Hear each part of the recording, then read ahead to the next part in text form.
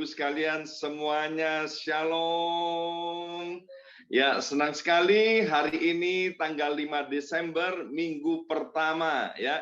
Di bulan Desember bisa menjumpai kembali Bapak Ibu sekalian dalam ibadah raya secara virtual dari gereja BMC New York.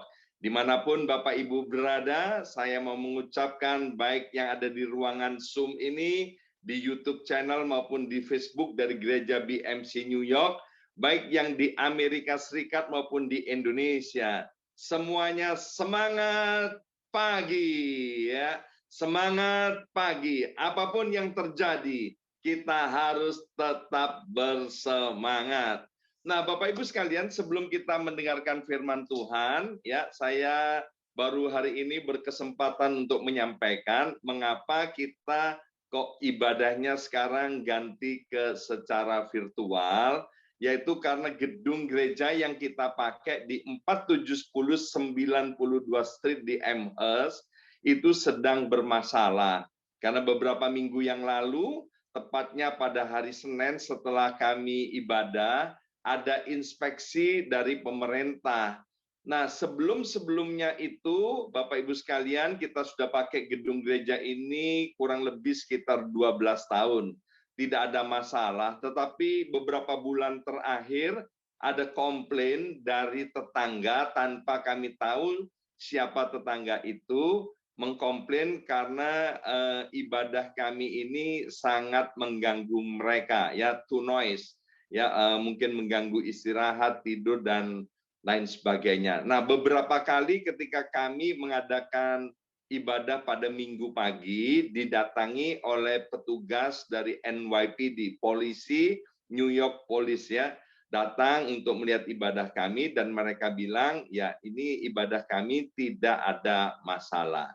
Nah, kemudian beberapa minggu yang lalu ada inspeksi, tepatnya pada hari Senin, saya lupa tanggalnya, dan kemudian didapati bahwa kursi di dalam gedung gereja itu ternyata melebihi kapasitas. Nah, kami baru tahu bahwa kapasitas gedung gereja itu adalah hanya diizinkan untuk 72 orang saja. Jadi 72 orang saja. Padahal sebelum pandemi kita sudah memakainya melebihi kapasitas itu. Nah, setelah itu kami meeting dengan pemilik gereja itu, dan ternyata gereja itu dipakai oleh 3 gereja yang berbeda. Selain tuan rumah, kemudian kami dari gereja BMC New York juga ada gereja yang lain yang memakai gedung gereja itu. Ternyata semua yang memakainya itu over kapasitas. Maka kemudian setelah diinspeksi oleh pemerintah, maka ditempelilah di depan pintu gereja, disegel Bapak Ibu sekalian. Jadi kalau Bapak Ibu yang tinggal di Amherst mau jalan-jalan ke gedung gereja bisa ambil fotonya ya, untuk tahu bahwa gereja kita disegel dan tidak boleh dipakai sama sekali. Nah, nanti tanggal 4 Januari baru akan diadakan persidangan, ya. Baru akan diadakan persidangan. Nah, saya pernah berbicara kepada pemilik gereja ini bahwa satu hari kalau gerejanya mau dijual, tolonglah ingat kepada kami ini tolong diberi kesempatan yang pertama untuk dapat membeli gedung gereja ini. Nah, setelah gedung ini bermasalah, ya, maka pemilik akan menjual gedung gereja ini kepada kami. Nah, keputusan dalam rapat para leader bersama dengan Gembala Senior Pastor Lukas Kusuma, ya, kita masih wait and see apa yang akan terjadi pada tanggal 4 Januari 2022 dalam persidangan ini, ya. Kalau memang mengalami masalah yang cukup berat, ya, maka kami mundur, tidak akan membeli dan memakai gedung gereja itu. Nah, hari ini kami dengan beberapa leader akan meninjau juga satu tempat yang katanya sudah ada izinnya bisa dipakai untuk gereja. Lokasinya juga di Amherst. Nah, beberapa teman sudah membantu berusaha untuk mencari beberapa gedung untuk supaya kami bisa memakainya. Tetapi ternyata tidak ada jam yang cocok dengan kerinduan kami untuk supaya kami bisa ibadah pada pagi hari. Tapi kalau untuk ibadah cuman sore hari saja, masih ada beberapa gedung yang bisa dipakai, ya. Saya berharap agar supaya minggu depan kami sudah bisa dapat mengumumkan apakah gedung yang kami akan tinjau hari ini disetujui oleh para leader, ya. Kami akan terus berdoa karena saya percaya bahwa kalau Tuhan sudah memulai sesuatu yang baik atas gereja BMC New York ini, seperti kata Alkitab, maka Tuhan yang sama yang akan menyertai kita. Ya, saya percaya bahwa Tuhan Allah kita adalah Tuhan Allah yang maha baik. Tidak ada satupun yang terjadi di atas muka bumi ini tanpa seizin dan tanpa sepengetahuan daripada Tuhan. Segala sesuatunya ada di dalam kontrol Tuhan, ya. Itu saja yang saya mau sampaikan tentang gedung gereja kita, ya. Dan sebentar kita akan dengarkan firman Tuhan. Saya akan pasang stopwatch saya terlebih dahulu supaya khotbahnya tidak lebih dari 30 menit, ya. Baik Bapak Ibu sekalian, tema kita di bulan Desember ini adalah sinergi. Ayo bersama saya ucapkan sinergi. 2, 3, sinergi. Saya akan bacakan ayat firman Tuhan yang saya ambil dari kitab Pengkhotbah pasal 4 ayat yang ke-9 sampai dengan ayat yang ke-12. Mari kita akan baca bersama-sama dari tempat kita masing-masing berada. 2, 3. Berdua lebih baik daripada seorang diri, karena mereka menerima upah yang baik dalam jerih payah mereka. Ya, perhatikan kata berdua lebih baik daripada seorang diri. Selanjutnya, karena kalau mereka jatuh, yang seorang mengangkat temannya. Tetapi wahai orang yang jatuh, yang tidak mempunyai orang lain untuk mengangkatnya. Juga kalau orang tidur berdua, mereka menjadi panas. Tetapi bagaimana seorang saja dapat menjadi panas? Dan bila mana seorang dapat dialahkan, dua orang akan dapat bertahan. Ya, tali 3 lembar tak mudah diputuskan. Jadi ayat-ayat yang di dalam kitab Pengkhotbah ini sangat jelas sekali mau berbicara kepada setiap kita hari ini bahwa pentingnya kita untuk bersinergi. Ya, satu ayat lagi dari kitab Ulangan pasal 32 ayat yang ke-30. Ulangan pasal 32 ayat 30 dikatakan begini, bagaimana mungkin satu orang dapat mengejar 1000 orang, dan 2 orang dapat membuat lari 10.000 orang. Kalau tidak, gunung batu mereka telah menjual mereka, dan Tuhan telah menyerahkan mereka. Nah, Bapak Ibu sekalian, apa arti daripada sinergi? Dalam Kamus Besar Bahasa Indonesia dikatakan bahwa sinergi adalah kegiatan bersama untuk mencapai tujuan bersama. Ya, ini terjemahan dalam Kamus Besar Bahasa Indonesia. Sinergi adalah kegiatan bersama untuk mencapai tujuan bersama.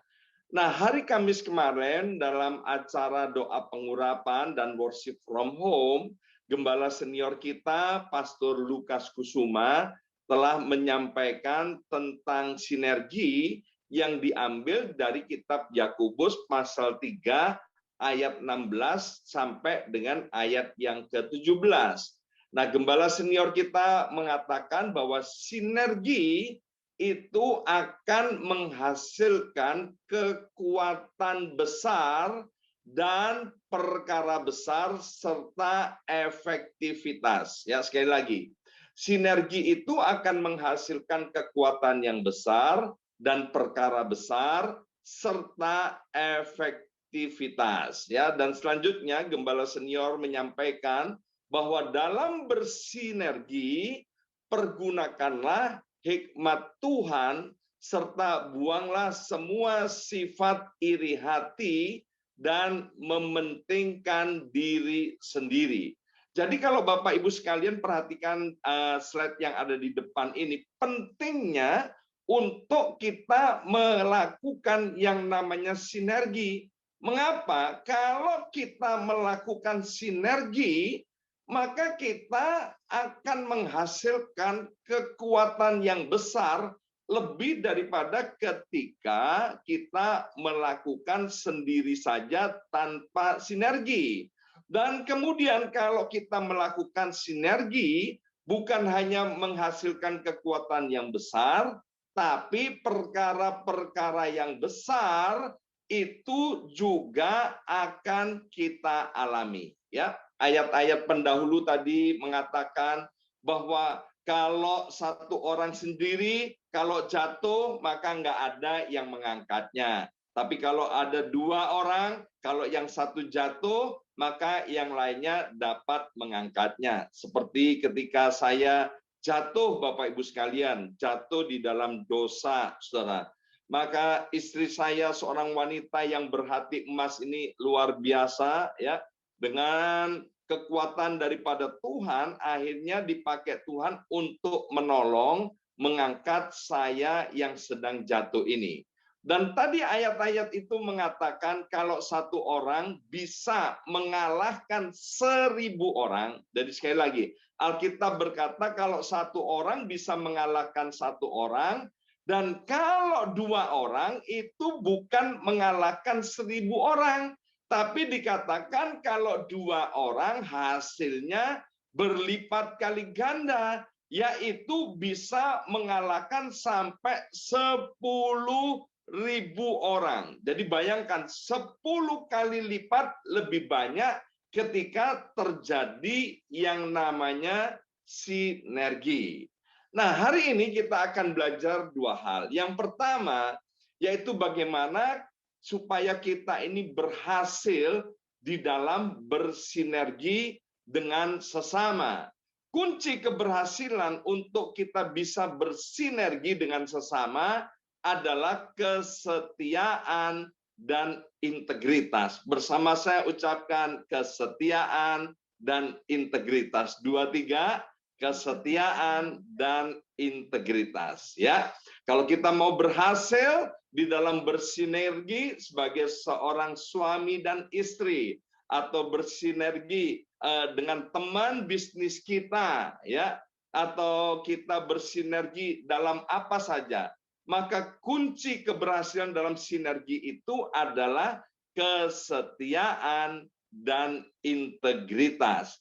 Nah, berbicara tentang kesetiaan, ternyata kesetiaan itu adalah kunci keberhasilan di dalam segala hal. Salah satunya yaitu di dalam kita bersinergi. Nah, kesetiaan itu akan diuji oleh yang namanya waktu, tekanan, kesukaran, kesulitan di dalam kehidupan ini. Jadi untuk tahu seseorang itu setia atau tidak setia, tidak bisa dilihat dalam jangka pendek, ya. Itu harus dilihat sampai jangka yang panjang, ya. Maka itu Bapak Ibu Saudara sekalian, kalau kita mau bersinergi, maka yang pertama kita itu harus mencari orang yang setia, dan yang kedua kita ini harus menjadi orang yang setia.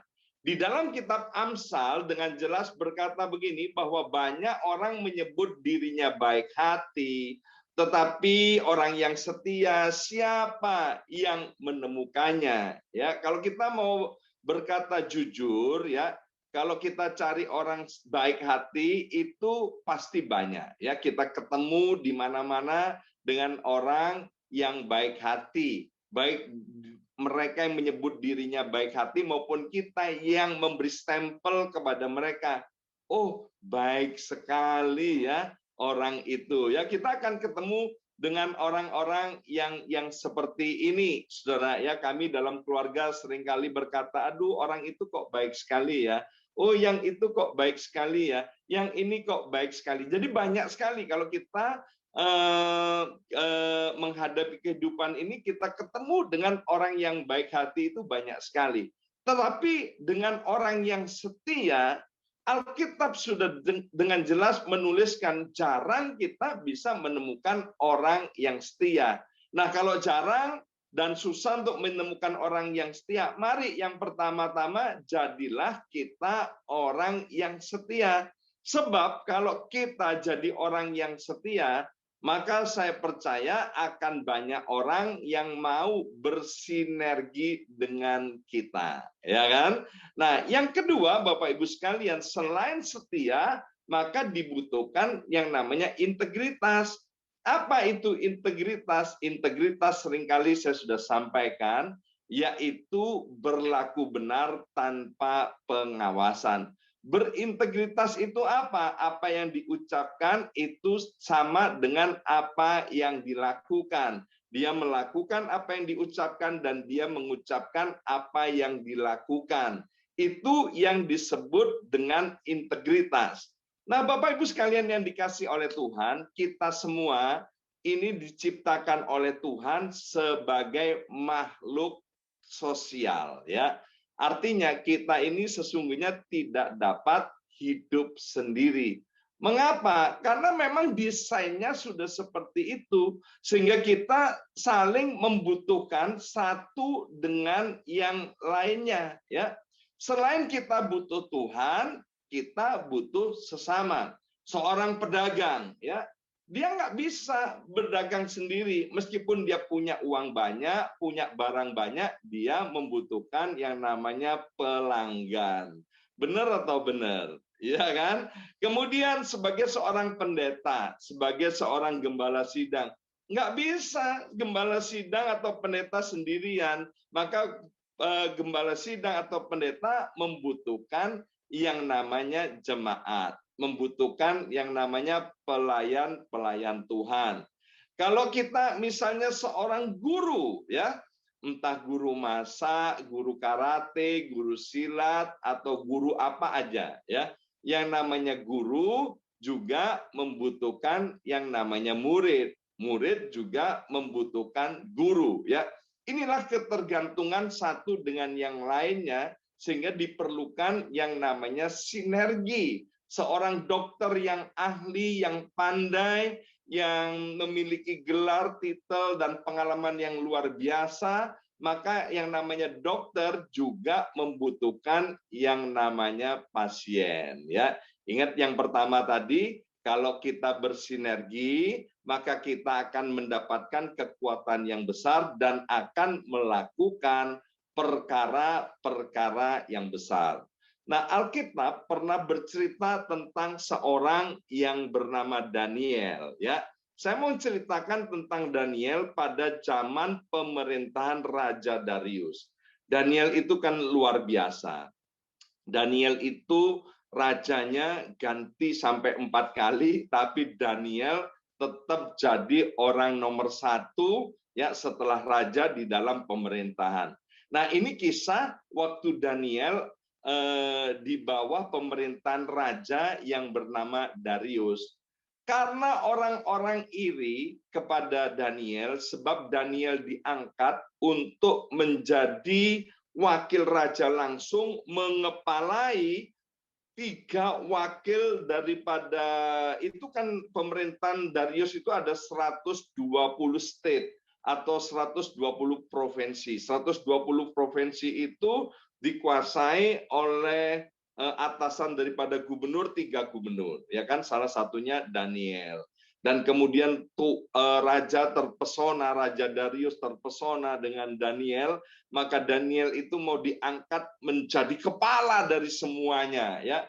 Maka kemudian orang-orang iri hati kepada Daniel, diadakanlah satu jebakan ya, dan jebakan itu bilang begini bahwa kalau dalam 30 hari ya, jebakan itu bilang gini bahwa dalam 30 hari tidak ada satu orang pun boleh berdoa atau minta pertolongan kepada dewa atau kepada yang sejenisnya. Mereka harus berdoa dan minta tolong hanya kepada Raja Darius. Ya, ini ulah daripada penguasa-penguasa yang ada pada pemerintahan pada waktu itu, saudara. Ya, barang siapa melanggar perintah ini, maka dia akan dimasukkan ke gua singa. Ya, tetapi begitu Daniel mendengar instruksi seperti itu, Daniel tetap berdoa, bahkan dikatakan dia membuka tingkap-tingkap langitnya, dia buka jendelanya, dia pamerkan kepada orang-orang bahwa dia tetap setia kepada Tuhan, dia tetap berdoa kepada Tuhan, ya. Dan kita tahu apa akibatnya, ya, karena di sekolah minggu sudah diajarkan dan ini sudah dikhotbahkan berkali-kali. Akhirnya Daniel ditangkap dan dimasukkan ke dalam gua singa. Ya, sesungguhnya Raja Darius yang mencintai, mengasihi dan menghormati Daniel itu dia bisa untuk membebaskan Daniel untuk tidak dimasukkan ke gua singa. Mestinya bisa lah ya, dengan aturan bagaimana dia bisa menolong itu ya. Tapi hari itu seolah-olah Raja Darius tidak bisa untuk menolong Daniel. Kalau kita ada di dalam posisi Daniel, bagaimana sikap hati kita terhadap Darius, saudara ya? Mungkin kita bisa marah, kecewa, sakit hati. Mungkin kita bisa bilang begini, aduh aku udah bela-belain Darius sedemikian rupa ya. Sekarang kok tega-teganya masukin aku ke gua singa. Mestinya kan gampang sekali. Raja bisa bikin peraturan lagi sedemikian rupa sehingga Daniel bisa dilepaskan dari gua singa. Tetapi itu tidak dikerjakan oleh Raja Darius.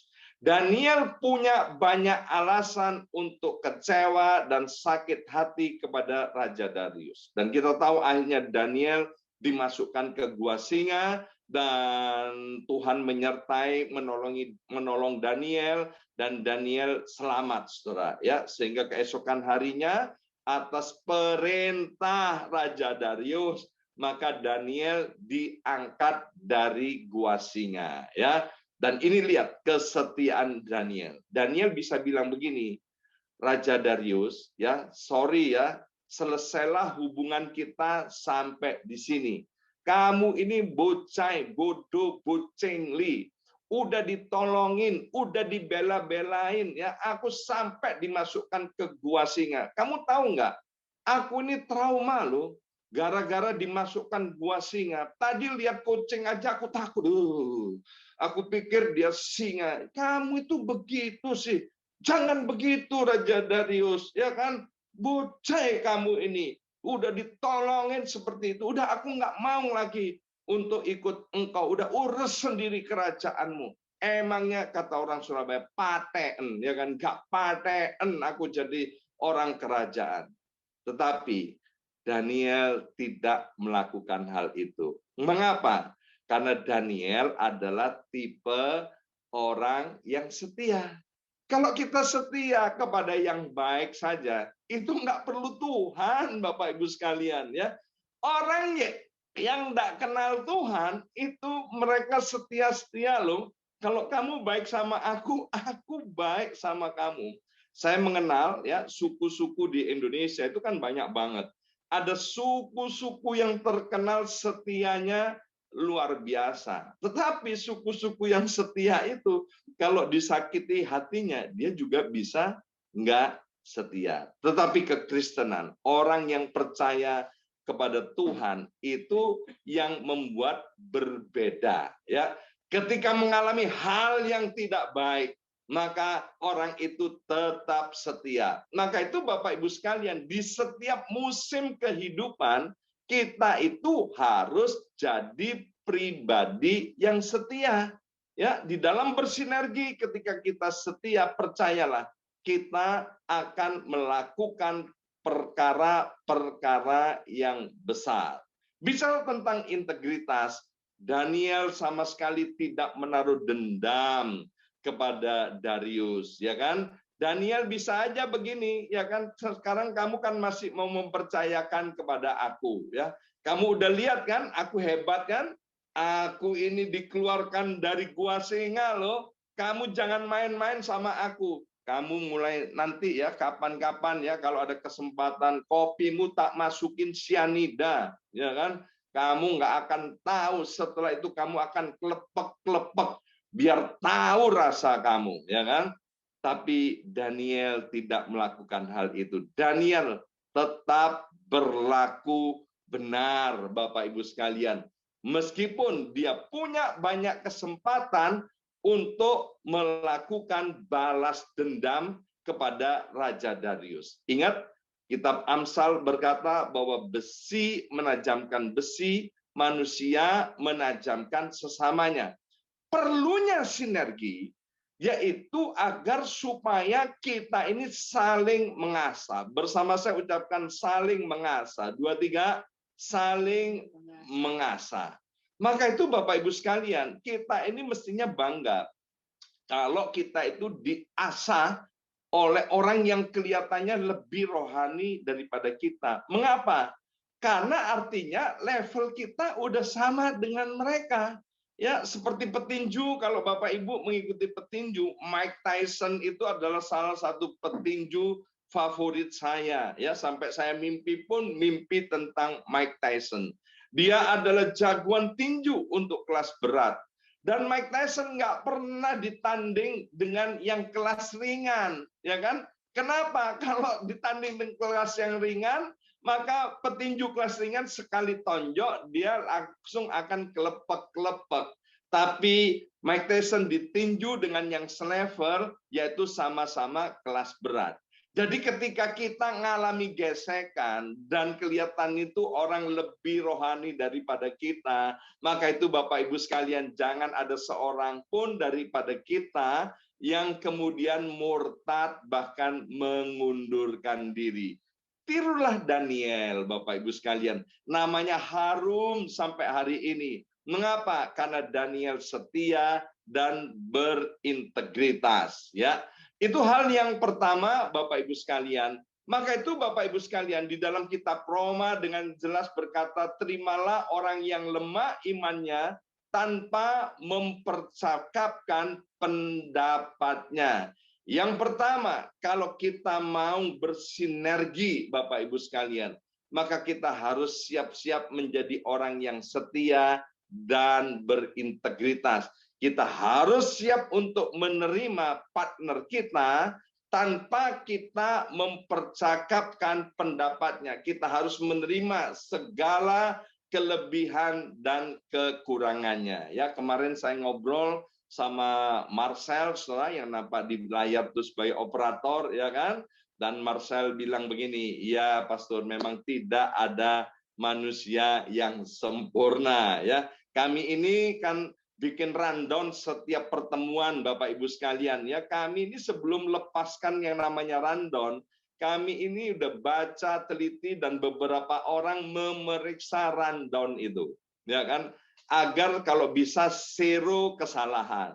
Ternyata begitu rundownnya sampai di tangan Marcel, dia bilang, Pastor, rundownnya ada yang salah, katanya. Saya bilang, maaf Marcel ya. Jadi beberapa orang udah periksa rundown itu ya, dan tidak bisa menemukan kesalahan, tetapi Marcel bisa menemukan kesalahan di dalam rundown itu. Artinya apa? Sekali lagi, tidak ada seorang pun yang sempurna. Maka itu Bapak Ibu sekalian, ketika kita ketemu dengan orang yang tidak sempurna, Alkitab berkata, mari kita terima orang itu tanpa mempercakapkan pendapatnya dan ketidaksempurnaannya. Yang kedua, kita ini harus bersinergi dengan Tuhan. Nah, bagaimana kunci keberhasilan untuk sinergi kita dengan Tuhan? Yang pertama sama seperti tadi, yaitu kesetiaan. Tapi yang kedua, yaitu dibutuhkan ketaatan. Bersama saya ucapkan ketaatan. 2, 3, ketaatan. Kalau kita mau bersinergi dengan Tuhan, maka mau tidak mau kita harus menjadi anak-anak Tuhan yang setia. Setia itu apa? Di setiap musim kehidupan kita, apapun yang terjadi di dalam hidup kita, kita harus tetap setia kepada Tuhan.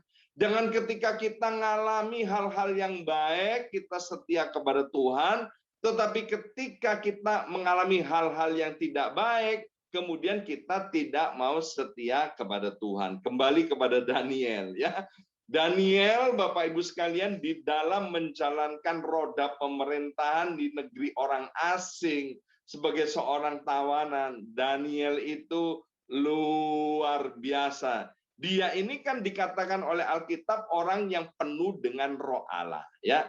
Di dalam keadaan ditolong atau tidak ditolong oleh Tuhan, diberkati atau tidak diberkati oleh Tuhan, dalam keadaan baik atau tidak baik, maka Daniel itu tetap setia loh kepada Tuhan, ya.